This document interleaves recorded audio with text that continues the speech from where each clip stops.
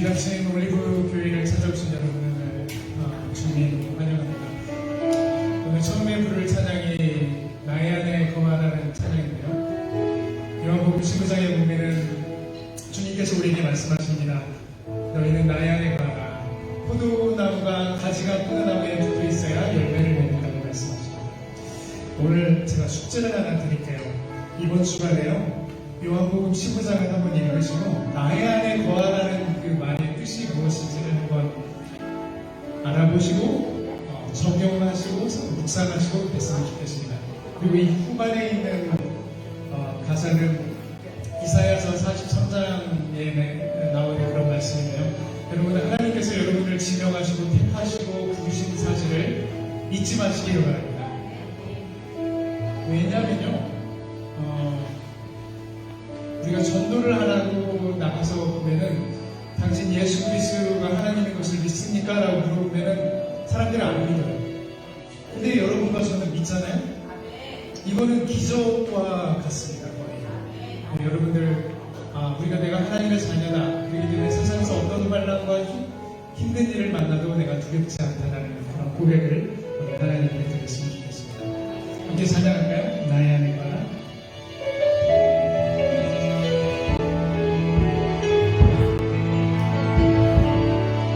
나의 안에 거하라.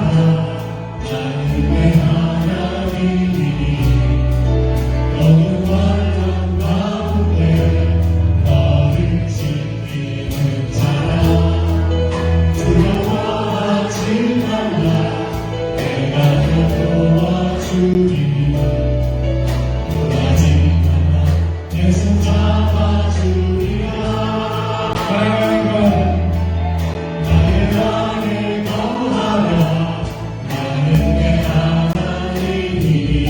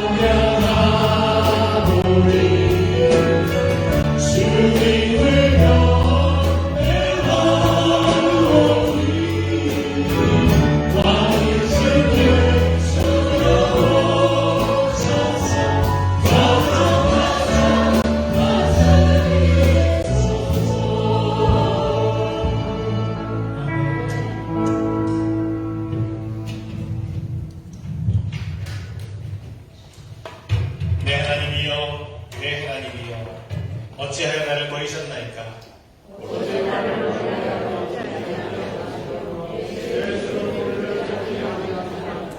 내 하나님이여, 내가 낮에도 부르짖고 밤에도 잠잠하지 아니하오나 응답하지 아니하시나이다.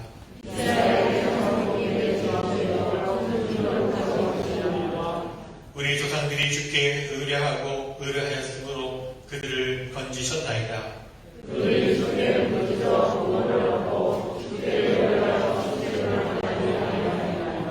나를 멀리하지 마옵소서. 환난이 가까우나 도울 자 없나이다. 내가 내 모든 뼈를 셀 수 있나이다. 그들이 나를 주목하여 보고 내 겉옷을 나누며 속옷을 제비 뽑나이다.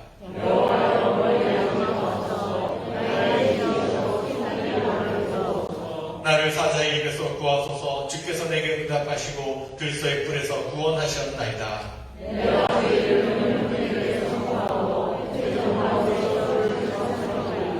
여호와를 두려워하는 너희여 그를 찬송할지어다. 아멘.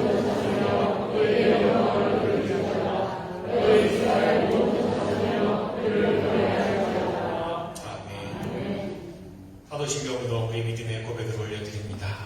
전대가사 천지를 만드신 하나님 아버지를 내가 믿사오며 그의 외아들 우리 주 예수 그리스도를 믿사오니 이는 성령으로 잉태하사 동정녀 마리아에게 나시고 어느 열나그에게 고난을 받으사 십자가에 못 박혀 죽으시고 장사한 지 사흘 만에 죽은 자 가운데서 다시 살아나시며 하늘에 오르사 전능하신 하나님 우편에 앉아 계시다가 저리로서 산자와 죽은 자를 심판하러 오시리라. 성령을 믿사오며 거룩한 공회와 성도가 서로 고통하는 것과 죄를 사하여 주시는 것과 몸이 다시 사는 것과 영원히 사는 것을 믿사옵나이다. 아멘. 성부 성자와 성령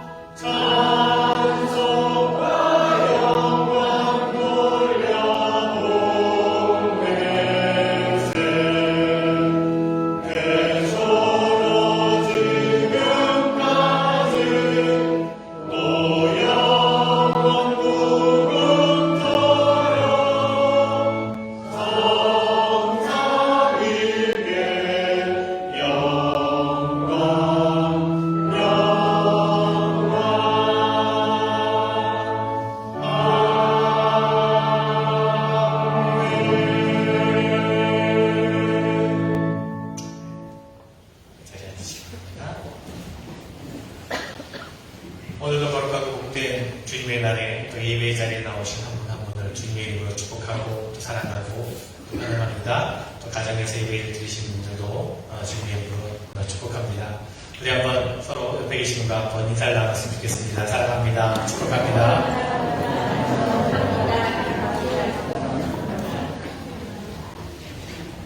네, 감사합니다. 지난주에도 비가 왔는데 오늘은 최근에 들어서 가장 좋은 날씨 같아요. 네, 얼마나 좋은지 모르겠는데 맑은 날씨를 들으니까 얼마나 좋은지 모릅니다. 네. 맑고 밝은 햇살처럼 또 우리 하나님께서 부어주시는 은혜와 또 평강과 축복이 또 오늘 예배 가운데로 모두에게 임하기를 간절히 바랍니다. 교회 소식을 나누도록 하겠습니다. 계속해서 안전한 예배를 협력해 주시기를 바라고요. 오늘 사순절 첫 번째 주일입니다. 지난 제 수요일을 시작으로 해서 사순절이 시작이 되었는데요. 이 사순절에 더욱더 주님의 고난과 십자가의 길을 묵상하면서 의미 있는 사순절 보내시기를 바랍니다. 특별히 영적인 훈련의 기회로 삼으시는 여러분 되었으면 좋겠습니다. 부활주일이 4월 9일입니다. 부활주일에 세례를 받기 원하시는 분 혹은 자녀들 있으시면 저에게 말씀해 주시기를 바랍니다.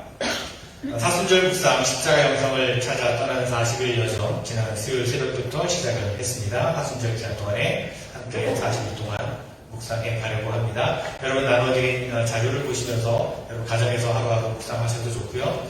혹시 새벽 예배 말씀을 받기 원하시는 분은 저한테 카톡을 보내주시면 제가 여러분 카톡으로 보내드리도록 하겠습니다.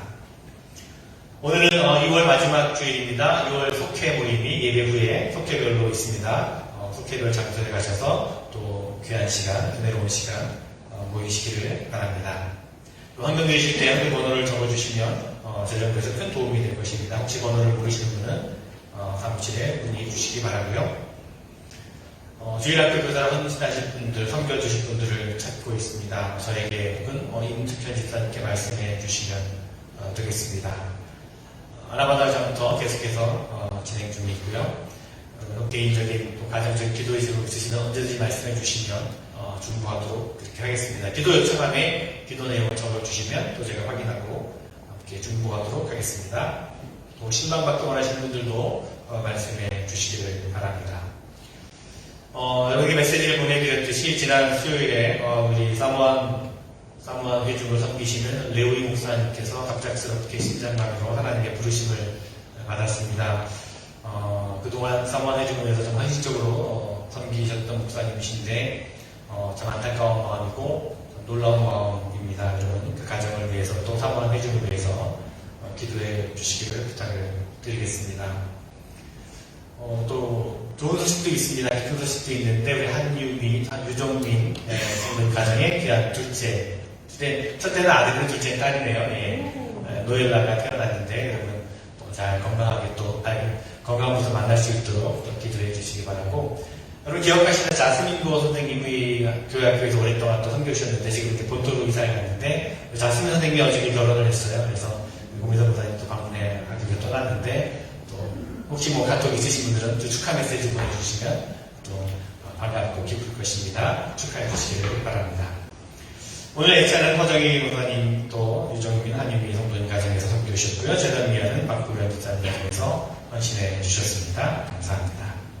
이 시간 기도하실 때에 우한남 목사님께서 대표 기도해 주시겠습니다.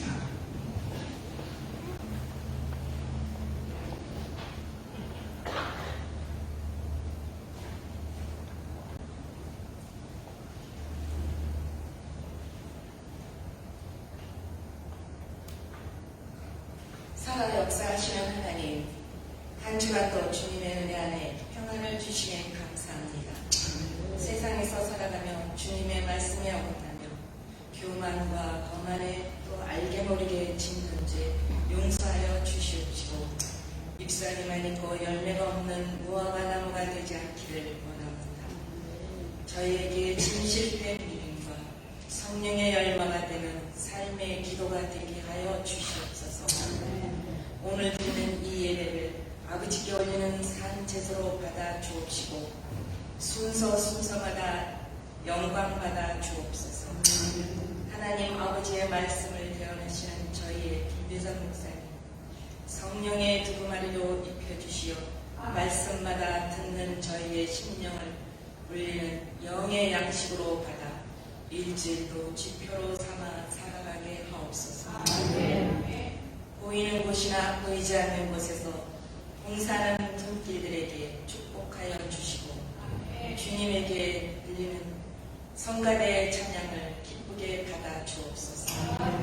주님의 성전과 뜨락을 받는 모든 이들에게 은혜와 몸이 불편하고 먼 곳으로 출타주는 분들에게도 동일한 축복을 주시는 줄 믿습니다.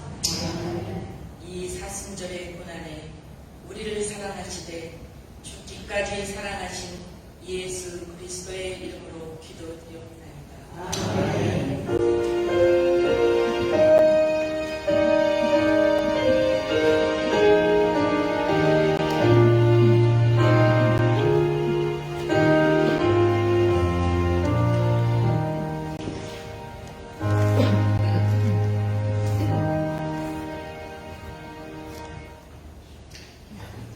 오늘 우리에게 주신 하나님의 말씀은 신약성경 마가복음 1장입니다. 마가복음 1장 1절로 11절까지 말씀입니다.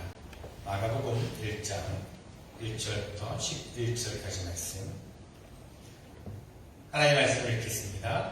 하나님의 아들 예수 그리스도의 복음의 시작이라. 선지자 이사야의 글에 보라 내가 내 사자를 내 앞에 보내노니 그가 내 길을 준비하리라. 광야에 외치는 자의 소리가 있어 이르되 너희는 주의 길을 준비하라. 그의 오실 길을 곧게 하라. 기록된 것과 같이 세례 요한이 광야에 이르러 죄사함을 받게 하는 회개의 세례를 전파하니 온 유대 지방과 예루살렘 사람이 다 나아가 자기들을 자복하고 요단강에서 그에게 세례를 받더라. 요한은 낙타털 옷을 입고 허리에 가죽띠를 띠고 메뚜기와 석청을 먹더라. 그가 전파하여 이르되 나보다 능력 많으신 이가 내 뒤에 오시나니 나는 굽혀 그의 신발끈을 풀기도 감당하지 못하겠노라. 나는 너희에게 물로 세례를 베풀었더니와 그는 너희에게 성령으로 세례를 베푸시리라. 그때 예수께서 갈릴리 나사렛으로부터 와서 요단강에서 요한에게 세례를 받으시고 곧 물에서 올라오실새 하늘이 갈라짐과 성령이 비둘기같이 자기에게 내려오심을 보시더니 하늘부터 소리가 나기를 너는 내 사랑하는 아들이라 내가 너를 기뻐하노라 하시니라. 성가대 찬양 하나님 돌려드립니다.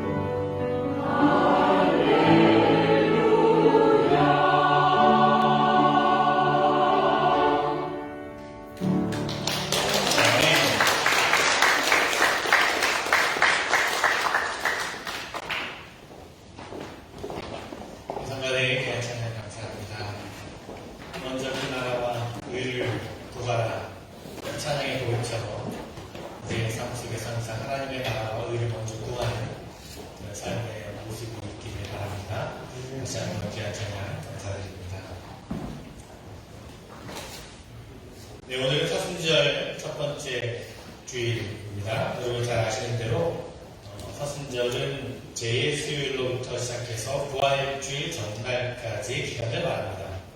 날짜로 따지면 46일이 되지만 이 기간 중에 있는 6번의 주일은 제외하기 때문에 주일을 뺀 40일을 사순절이라고 그렇게 부릅니다. 사순절은요, 우리를 구원하시기 위해 예수님께서 겪으신 고난과 또 죽으심을 기약하는 절기입니다. 그래서 초대교회 때부터 주님의 고난받으심과 죽으심을 기억하면서 자신을 다시 한번 돌아보고 또 참회하는 그런 시간으로 사순절을 보냈습니다. 참회하면서 희생과 절제와 나눔의 삶을 살았죠.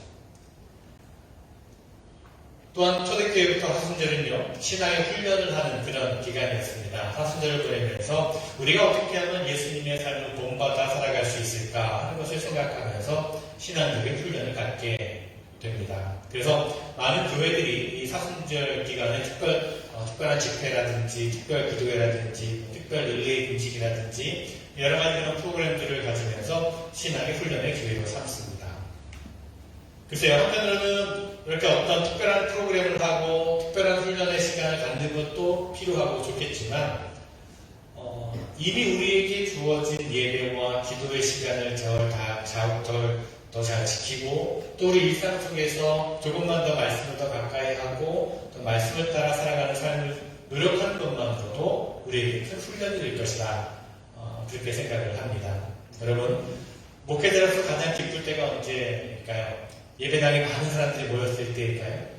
아니면 제가 웃을 일이 많을 때 기뻐할까요? 물론 다 좋겠지만 저는 성도님들이 영적인 일에 힘쓰는 것을 볼 때 참 기쁩니다. 사순절을 보내시면서 우리가 다른 일보다 조금 더 영적인 일에 또 하나님을 가까이 하는 일에 힘쓰는 우리 모두가 되었으면 좋겠습니다. 사순절을 영어로 렌트라고 하죠. 이 말은 라틴어로서 봄이라고 하는 뜻입니다. 봄, 스프링이죠. 봄. 추운 겨울이 지나서 따뜻한 봄이 되어서 얼었던 땅이 녹고 새싹이 쏟아나는 것처럼 우리 신앙이 과거의 신앙이 아니라 새로운 신앙으로 거듭나는 그런 기간이라는 뜻입니다. 이 사순절 기간 동안에 바라기는 우리의 신앙이 이전보다 조금은 더 성숙되고 또 성장하는 그런 모습이 되었으면 좋겠습니다. 이 사순절 첫 번째 주일에 우리가 마가복음 1장의 말씀을 나누게 되는 것이 꼭 의미 있는 일일 것입니다. 여러분, 우리가 어떤 글을 읽을 때요, 그 글의 시작을 유심히 살펴보면 그 시작을 잘 살펴보면 그 글 전체가 무슨 이야기를 하고 있는지를 감을 잡을 수 있습니다. 성경의 책들도 마찬가지입니다. 특별히 예수님의 이야기를 기록하고 있는 4권의 책이 그렇습니다. 이 책들을 우리가 복음서라고 그렇게 부르죠. 이 4개의 복음서가 예수님의 이야기를 쓰면서 서로 다른 방식으로 글을 시작을 합니다. 마태복음에서는 예수님의 족보로 시작을 하고 요한복음에서는 태초의 이야기를 시작합니다. 누가복음에서는 데오빌라라고 하는 사람에게 헌정한 말로 시작을 합니다. 오늘 우리가 읽은 마가복음은요, 이렇습니다. 마가는요, 예수님에 관한 기록을 시작하면서 이렇게 했습니다. 하나님의 아들 예수 그리스도의 복음의 시작은 이러하다라고 쓰고 있습니다. 그리고는 곧바로 세례 요한에 대한 이야기를 합니다. 요한이 어느 날 광야에 나타납니다. 무엇이 요한으로 하여금 광야에 나가서 자신의 세상에 드러나게 했는지는 알 수 없습니다. 아마도 자신에게 주어진 사명을 위해서 나가야 할 때라고 하는 확신을 가질 만한 사건이 있었을 겁니다. 그때가 왔다 싶을 때 요한은 유대 광야로 나아갔습니다. 유대 광야는 말 그대로 광야입니다. 사람들이 살지 않습니다. 그곳에서 만날 수 있는 사람들은 여행자들이거나 기도하기 위해 나온 사람들 혹은 목동들입니다. 요한은 그들에게 하나님의 말씀을 전했고 말씀을 받아들인 사람들을 요단강으로 데리고 가서 세례를 베풀었습니다. 죄를 씻어내고 하나님의 자녀로 회복되는 것을 상징하는 의식이죠. 그래서 그의 이름이 세례자가 되었습니다.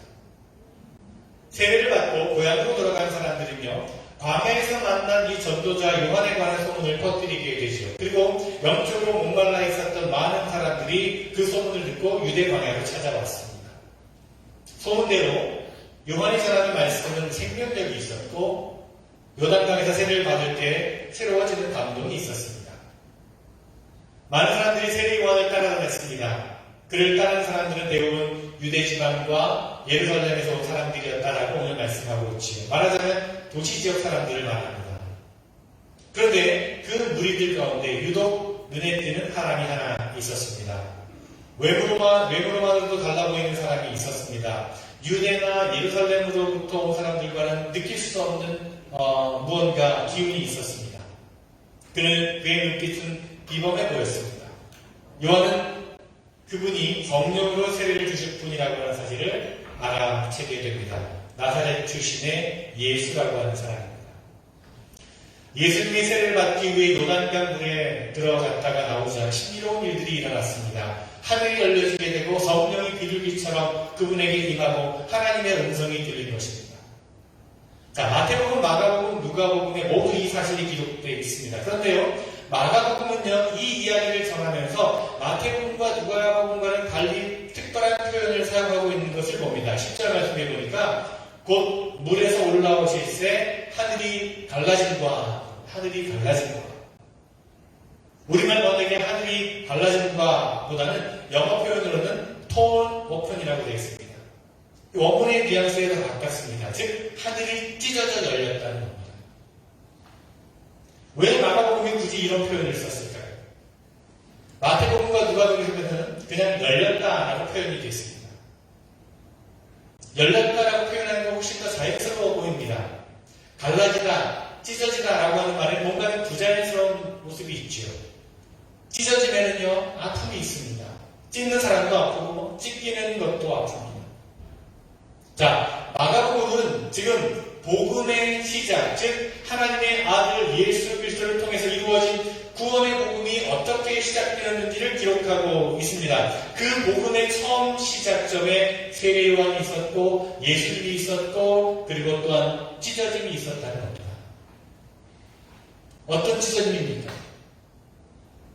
예수님께서 세례를 받으신 것은요, 하나님의 뜻을 위해 그리고 인간의 구원을 위해서 자신을 찢김 가운데로 내어주겠다라고 하는 결단이었습니다. 마태복음의 기록에 보면 예수님께서 세례를 받으러 오시자 요한이 내가 선생님께 세례를 받아야 할 텐데 선생님께서 내게 오셨습니까? 라고 말하면서 만류를 하지. 예수님에게는 회개의 세례를 받아야 될 죄가 없었기 때문입니다. 그러자 예수님께서 지금은 그렇게 하도록 하십시오. 이렇게 하여 우리가 모든 의를 이루는 것이 옳습니다. 라고 말씀하십니다. 예수님은 다른 뜻으로 요한의 세례를 받으신 겁니다. 예수님께서 생각하신 다른 뜻이 무엇일까요? 세례를 통해서 이루어야 될 의라고 하는 것이 무엇이었습니까? 세례를 통해서 죄 없으신 하나님의 아들이 자신을 낮추고 죄인의 자리에 내려 앉으신 것입니다. 요한복음에서 세례 요한이 예수님을 처음 보았을 때 보시오, 세상 죄를 지고 가는 하나님의 어린 양입니다 라고 외쳤습니다. 예수님은 요단강에서 세례를 받으시면서 세상의 죄를 짊어지신 것입니다. 그것은 곧 자신의 생명과 삶을 찢김 가운데로 내어 맡기는 결단이었습니다. 그래서 어떤 분은 이렇게 말합니다. 십자가는 골고다가 아니라 요단강에서 시작됐다. 십자가는 골고다가 아니라 요단강에서 시작됐다라고 말합니다. 그렇습니다. 복음은 이렇게 시작이 되었습니다. 예수님이 자신의 삶을, 자신의 생명을 찢어주는 일에 내어주었을 때에 복음이 시작되었다는 것입니다. 예수님께서 그렇게 자신을 찢어진 가운데 내어주기를 결단했을 때 하늘이 응답한 것이죠. 그 하늘은 어떤 하늘이었습니까? 아담이 선악과를 먹고 범죄한 까닭에 닫혀있던 하늘이었습니다.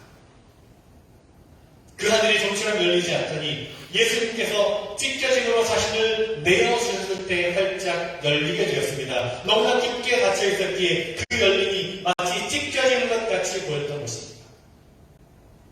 세례 요한은 유대 광야로 나온 이후로 자신의 생명을 찢어지는 삶을 살았습니다. 세례 요한의 유명세는요, 그를 결코 부유하게 만들지도 않고 편안하게 만들지도 않았습니다. 그에게 세례를 받으러 오는 사람들이 많아질수록 그의 인생은 더욱더 찢김을 당했습니다. 오늘 말씀에 나와 있듯이 그는 낙타털옷을 입고 메뚜기와 석청을 먹고 살았습니다. 이 말은 거칠고 힘든 삶을 살았다라고 하는 말씀입니다. 그의 관심은 오직 자신에게 맡겨진 하나님의 사명에만 있었습니다. 찢겨진 가운데 내어준 인생을 살았던 세리와 그는 결국 헤롯 안티파스에게 참수형을 당했습니다. 그는 그렇게 하나님 나라를 위해 자신의 인생 전체를 찢겨진 가운데 내어드렸습니다. 예수님은 어떠십니까? 요단강에서 세례를 받으신 다음에 예수님은 광야로 가셔서 40일 동안 금식하시며 기도하십니다. 40일 동안의 금식은 죽기를 각오하지 않으면 할 수 없는 일입니다. 말하자면 하나님께 자신을 찢어드리는 일이었습니다. 그곳에서 예수님은 사탄에게 시험을 받으십니다. 사탄이 제시한 세 가지 유혹은 한마디로 말하면 너 자신을 위해서 살아라 라고 하는 것이었습니다. 그러나 예수님은 사탄의 이 세 가지 유혹을 다 물리치셨습니다. 곧 하나님의 뜻을 따라 자신을 찢어주는 사명을 따르겠다라고 하는 결단이요 선언입니다. 얼마 후에 세례 요한이 체포되었다는 소식을 들리자 예수님은 갈릴리로 들어가셔서 복음을 전하기 시작하셨습니다. 예수님은 온 갈릴리 땅을 다니시면서 하나님 나라의 복음을 전하시고 병든 사람들을 고치셨습니다. 예수님에 대한 소식이 삽시간에 퍼지게 되었고 많은 사람들이 그분에게 몰려들었습니다. 그로 인해서 예수님은 당신의 살을 찢어지는 것과 같은 나날을 지속하게 되었습니다. 갈릴리에서 복음을 전하시고 하나님의 말씀을 가르치시던 예수님은 또다시 하나님의 때가 되었다라고 판단하시고 유대를 향하게 됩니다. 예루살렘으로 올라가십니다. 예루살렘은 만만치 않은 곳이었습니다. 그곳에서는 종교 권력자들과 정치 권력자들이 자신들의 기득권을 지키고 있었습니다. 예수님이 예루살렘으로 가는 것은 죽음을 자초하는 것과 같았습니다. 그래서 예수님을 따르는 많은 사람들은 예수님이 예루살렘으로 올라간 것을 말리기도 했습니다. 하지만 예수님은 마치 죽을 각오를 한 사람처럼 예루살렘을 향해 올라가시죠. 아니나 다를까 예루살렘 성에 발을 디뎌놓은 지 일주일 만에 예수님은 붙잡히시고 고난을 받으시고 십자가에서 죽임을 당하십니다. 죽음을 당하기 전날 제자들과 함께 마지막 만찬을 나누실 때 예수님은 자신의 죽음을 이미 내다보셨습니다. 예수님께서 빵을 들어 축사하시고 찢어주시면서 너희를 위해 찢기는 내 몸이다 라고 말씀하셨습니다. 그렇게 예수님은 자신의 몸이 찢겨질 것이라고 말씀하셨습니다. 그 예언대로 다음날 예수님은 십자가 위에서 찢기셨습니다. 주님께서 운명하셨을 때에 예루살렘 성전의 휘장이 찢어졌다라고 마태복음은 기록합니다. 성전의 휘장은요, 성소와 지성소를 나누는 커튼을 말합니다. 따라서 성전의 휘장은 하나님과 인간의 세계를 가로막는 막을 상징합니다. 예수님께서 십자가에서 운명하셨을 때 그 성전의 휘장이 찢겨졌습니다. 하나님과 인간을 나누고 있었던 벽이 무너졌다라고 하는 뜻입니다. 이로써 하나님과 인간 사이를 가로막고 있던 모든 장벽이 허물어졌습니다. 예수님께서 세례를 받으실 때 찢겨 열려진 하늘이 이제는 십자가를 통해서 모두에게 열려졌던 것입니다. 예수님의 찢겨진 몸이 하늘을 열어주었습니다. 그렇습니다. 예수님의 찢김은 우리가 받아야 될 찢김을 대신 받으신 것입니다. 이사야 선지자가 예언한 것이 십자가에서 이루어진 것이죠. 이사야서 53년 말씀에 그가 찔린 것은 우리의 허물 때문이고 그가 상처를 받은 것은 우리의 악함 때문이다. 그가 징계를 받음으로 우리가 평화를 누리고 그가 매를 맞음으로써 우리의 병이 나았다. 그렇죠 여러분, 복음은 찢겨짐의 아픔으로 시작이 되었고 찢겨짐의 고난을 통해 완성이 되었습니다. 그래서 이 복음에는 속죄와 치유와 회복의 능력이 있습니다. 우리가 성찬식을 전하죠. 매달 첫 번째 주일에 믿음으로 성찬의 빵을 받을 때 그것은 주님의 찢겨진 살이 되어 우리를 용서하고 치유하고 회복하는 능력으로 역사하게 되는 것입니다. 또한 믿음으로 성찬의 잔을 받을 때 그것은 주님의 보혈이 되어서 우리의 죄를 씻고 우리의 상처를 치유하고 회복하는 것입니다. 그렇게 찢어짐의 복음을 받아들여 용서받고 치유되고 회복되고 나면 그 복음은 이제 우리를 찢겨짐 가운데로 요청하십니다. 주님은 용서와 치유와 회복을 경험한 후에 우리로 하여금 그저 안락하고 편안한 삶을 살도록 내버려 두지 않으십니다. 우리를 치유한 그 복음은 우리의 양심을 흔들어 놓습니다. 예수 그리스도의 제자로 자라기 위해서 그리고 하나님의 뜻을 이루기 위해서 찢어야 할 것을 찢으라고 우리에게 요청하신다는 겁니다. 여러분, 그렇다면 우리는 무엇을 찢어야 될까요? 첫째로 복음은 내 자아와의 찢김을 요청합니다. 지금까지 우리 삶의 주인 노릇해온 자아를 찢어내야 합니다. 곧 자기를 부인하라는 것이죠. 예수님께서 이렇게 말씀하셨습니다. 나를 따르려고 하는 사람은 자기를 부인하고 자기 십자가를 지고 나를 따라오라. 여기서 부인한다라고 하는 말에 해당되는 헬라어는요, 너 나와 상관없다고 인정한다라고 하는 뜻입니다. 그동안에 내 삶의 주인 노릇하던 내 자아에게 너는 나와 상관없다, 주인의 자리에서 이제 내려와라 라고 선포하라는 뜻입니다. 자아를 내려놓고 예수 그리스도를 주인으로 섬기고 따르라고 하는 말입니다. 그것이 자아에게는 너무나 고통스러운 아픔이죠. 그 아픔을 견뎌야만 복음이 내 안에 살아갈 수 있다는 것입니다. 두 번째로 복음은 그동안 즐기던 것들과의 찢김을 요청합니다. 그동안 즐겼던 것들 가운데 어떤 것들은요, 별로 나쁠 것 없는 습관일 수 있고 어떤 것들은 죄의 습관일 수 있습니다. 예수 그리스도를 영접하고 믿음의 길을 가는 동안에 저절로 떨어져 나가는 것들도 있습니다. 그러나 어떤 것들은 지겹게도 끝까지 붙어있는 것들이 있습니다. 그것을 그냥 놓아주면 안 됩니다. 찢어야 합니다. 뜯어내야 한다는 것입니다. 과거에 즐기던 죄의 습관을 찢어내는 것이 아쉽고 아깝고 손해보는 일 같습니다. 때로는 고통스럽기도 합니다. 그러나 복음은 우리에게 그 고통을 감수하고 찢으라고 권면하고 있습니다. 사도 바울은 에베소서 말씀에서 이렇게 권면하고 있습니다. 음행이나 온갖 더러운 행위나 탐욕은 그 이름조차도 여러분의 입에 담지 마십시오. 그렇게 하는 것이 성도에게 합당합니다. 더러운 말과 어리석은 말과 성스러운 농담은 여러분에게 어울리지 않습니다. 오히려 여러분은 감사에 찬 말을 하십시오. 세 번째로 복음은 우리 자신의 찢김을 요청합니다. 많은 사람들이요, 자기 자신만을 위해 살아갈 때가 많습니다. 가족까지도 자신을 위해 이용하는 사람들이 있습니다. 배우자를 혹은 자녀들을 찢어서라도 내가 살겠다라고 궁리하는 사람들이 있습니다.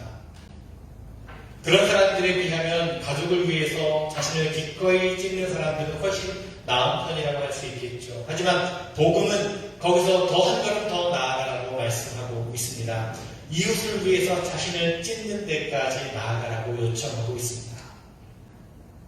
바울은 말합니다. 그러므로 여러분은 사랑을 받는 자녀답게 하나님을 본받는 사람이 되십시오. 그리스도께서 여러분을 사랑하셔서 우리를 위하여 하나님의 앞에 향기로운 제물과 예물로 자기 몸을 내어주신 것 같이 여러분도 사랑으로 살아가십시오. 사도 바울은요, 하나님을 본받고 그리스도를 본받아 살라고 말합니다. 우리의 구원을 위해서 예수님께서 자신을 찢으셨던 것처럼 우리도 이웃을 위해서 자신을 찢으라고 하는 뜻입니다.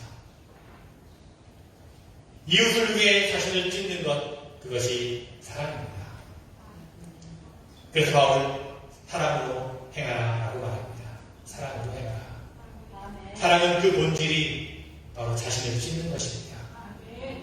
자학하라고 하는 말이 아닙니다. 다른 사람을 위해 자신의 물질을 찢고 자신의 시간을 찢고 자신의 힘을 찢고 자신의 재능을 찢고 자신의 마음을 찢는 것입니다. 찢으면 아프지요. 아프지 않으면 찢는 것이 아닙니다. 아프지 않으면 사랑하는 것이 아닙니다. 복음은 하나님을 위해 그리고 이웃을 위해 아플 만큼 찢으라고 우리에게 요청합니다. 여러분 안에 이 복음이 있으십니까? 하나님의 아들이 육신을 입고 이 땅에 오셔서 우리를 위해 당신의 모든 것을 찢어서 완성하신 그 복음을 여러분 믿으십니까? 그 복음으로 인해 여러분의 찢겨짐이 치료받았습니까? 죄로 인해 찢겨진 영혼, 상처로 인해 찢어진 마음, 그리고 인생의 어려움으로 인해 찢어진 몸과 마음이 예수 그리스도의 찢어진 삶과 피로써 씻김받고 치유받고 회복을 얻으셨습니까? 바라기는 복음을 믿음으로 그 회복의 은혜를 누리시기를 바랍니다. 여러분 중에는 이 복음의 은혜를 이미 누리는 분들이 많이 계실 것입니다. 자, 그렇다면 이제 여러분 스스로에게 한번 물어보시기 바랍니다. 과연 내 안에는 찢어짐이 있는가? 내 인생의 주인으로 태운 자아를 내가 제대로 찢어버렸는가? 나의 영적인 삶을 발목 잡고 있는 옛 습관들, 나쁜 습관들을 찢어버렸는가? 아니, 진정으로 찢어버릴 뜻입니다. 혹시 그 습관이 전혀 도움이 되지 않는 줄 알면서도 하나님께 죄인 줄 알면서도 즐기고 싶어하는 그 욕망에 살아가고 있지 않은가? 이제는 찢어버려야 할 것입니다. 여러 가지 잘못된 습관들, 욕심과 탐심과 험담과 사치의 습관들, 게으름의 습관들, 대수롭지 않게 생각했던 잘못된 습관들을 찢어버려야 할 것입니다. 그냥 두어서는 안 되는 심각한 습관들도 있습니다. 부정직의 습관, 거짓말의 습관, 미움의 습관, 저주의 습관, 미신의 습관 같은 것들입니다. 이런 습관들은 인생을 망가뜨리게 됩니다. 이제는 찢어버려야 합니다. 아무리 노력해도 안 되더라 라고 말하는 것은요, 사탄의 속임수에 넘어간 겁니다. 우리 안에 복음의 능력이 역사하고 있다면 찢어버릴 수 있습니다. 그리고 나아가 다른 사람을 위한, 이웃을 위한, 이웃을 살리기 위한 우리 자신의 찢어짐까지 나아가야 할 것입니다. 여러분 안에 이 찢어짐이 있으십니까? 나 자신과 가족이 아닌 다른 누군가를 위해 마음이 찢어진 아픔을 겪어본 일이 있으십니까? 나의 시간을 다른 누구를 위해 찢어내어준 적이 있으십니까? 다른 누구를 위해 나의 물질을 찢어준 적이 있으십니까? 나의 힘을 혹은 내 재능을 다른 사람을 위해 찢어준 적이 있으십니까? 혹시 예수 그리스도를 주님으로 섬기면서도 여전히 내 자신의 한계를 벗어나고 있지는 않은 것은 아닙니까? 사도 바울은 그것을 사랑이라고 불렀습니다. 찢을 때 아픔이 없으면 진짜 사랑이 아닙니다. 마음이 아파서 견디기 힘들 정도의 되어야 사랑하는 겁니다. 아깝지 않을 만큼의 물질을 내어주면 찢는 것이 아닙니다. 아깝지 않을 만큼의 시간만 주는 것도 찢는 것이라 할 수 없을 것입니다. 아까울 정도로, 손해를 느낄 정도로, 불편을 느낄 정도로 찢어야만 진정한 사랑이라는 겁니다. 알겠습니다. 여러분, 모든 것을 찢어 우리를 구원하시고 지금도 우리와 동행하시는 주님 앞에 우리도 내어놓을 만한 찢어짐이 있었으면 좋겠습니다. 주님을 위해, 그리고 이웃을 위해 찢어진 마음, 찢어진 시간, 찢어진 물질, 또 찢어진 몸이 우리가 주님께 드릴 귀하고 거룩한 예물이라 생각합니다. 바라긴 여러분, 이 사순절에 복음이 만들어내는 이 찢어짐, 우리 가운데, 여러분 삶 가운데 더 많아지길 간절히 주님의 이름으로 축원을 드립니다. 기도하겠습니다. 십자가 위에서 살과 피를 찢어 저희를 구원하신 주님, 저희를 그 살과 피로 인해 용서와 치유와 회복을 얻게 하시니 감사드립니다. 주님의 찢긴 살과 피로 저희의 찢김이 치유되게 하시고 저희도 또한 주님처럼 저희를 찢어주는 삶을 살아가게 하여 주시옵소서. 그 희생과 아픔을 기꺼이 감당할 만한 영적인 능력을 또한 허락하여 주시옵소서. 예수 그리스도의 이름으로 기도드리옵나이다. 아멘. 찬송하시겠습니다. 그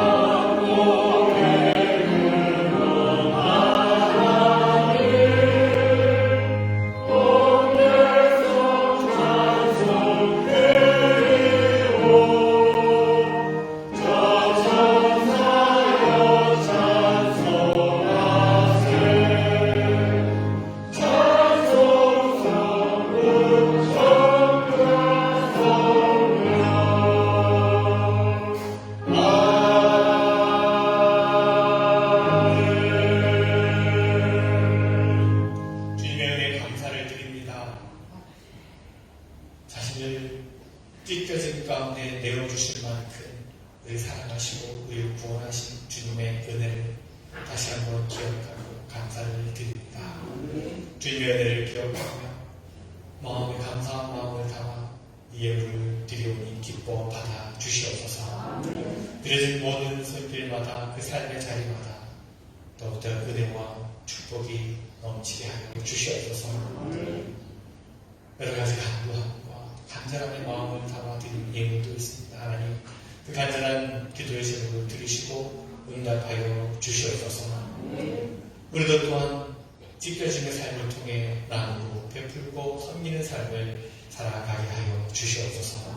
드릴 모든 예물이 하나님의 나라와 하나님의 사랑이 필요한 곳에 쓰여지는 예물 되게 하시며 예수 그리스도의 이름으로 감사하며 기도드리옵나이다. 아멘.